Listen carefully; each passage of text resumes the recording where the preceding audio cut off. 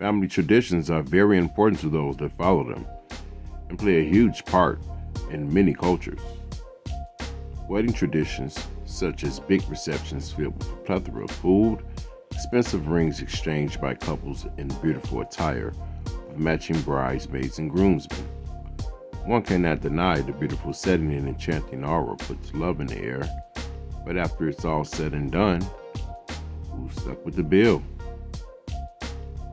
In a national study of 12,000 couples done by the Knot.com, with ceremony and reception, in 2022, the national average cost of a wedding was $30,000. Most couples spend so much money trying to keep up with society's and their family standards of what a marriage ceremony should be, leaving couples feeling as though they don't spend a certain amount, then it's shame, or let's say, shows a chink in their armor. But what if that very same beautiful ceremony was the beginning of the end? Trends are showing that people are getting married at a later age. Roughly 27 years old for women and 29 years old for men. Nick Wolfinger, a sociologist at the University of Utah, did a study that concluded people that married between the ages of 28 and 32 were least likely to split. That's good to know. But one of the biggest leads to divorce is finance. Now, they say money can't buy you love, but can it keep a marriage afloat?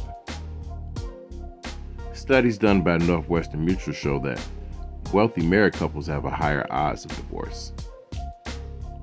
Seems like you can't win for losing, which is why studies on married couples are important, but that's a whole nother video. With that being said, experts say that by age 30 you should have your equivalent annual salary saved up, while the average American, ages 25 to 34, makes roughly $1,000 per week. That's $50,000 to be saved up. Now that's a huge stretch.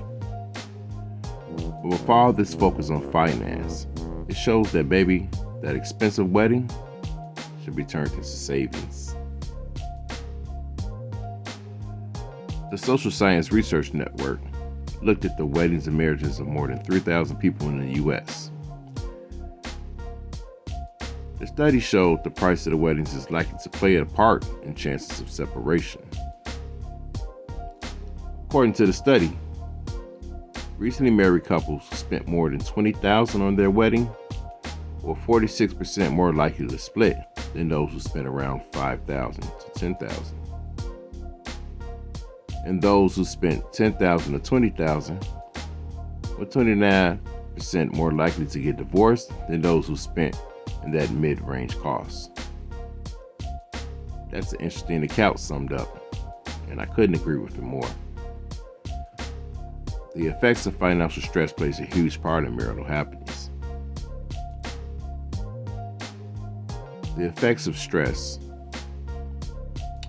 especially on low-income situations, are more likely to be affected by stress and mental health problems associated with stress, which takes a huge toll on marriages. The other effect of financial stress is it builds resentment. If you and your spouse continuously talk about the same financial topics without resolving any issues, it can lead to resentment in your relationship. It damages communication and trust, which in turn makes the couple go against each other. It decreases opportunity for the future of the couple. Losing your job, bringing a significant amount of debt into the marriage, or having poor credit can severely limit the financial options you have as a married couple. A lack of income can prevent you from buying a house, buying a car, traveling, saving for retirement, and even starting a family. Now, community can be essential for marriages, though. How can the family play their part in making sure they don't pressure the couple into following traditions that, even though are glamorous, but might put the couple in unnecessary debt? Show support, have discussions, and make sure the couple feels heard. Think of their future and try not to live vicariously through them. You could invest in their future financially, emotionally, and physically. Just make sure you're there for them and care about their best interests.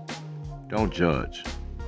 Shaming or judging a couple wedding decisions because they don't reflect your vision can lead the couple to feel rejected, unworthy, and humiliated.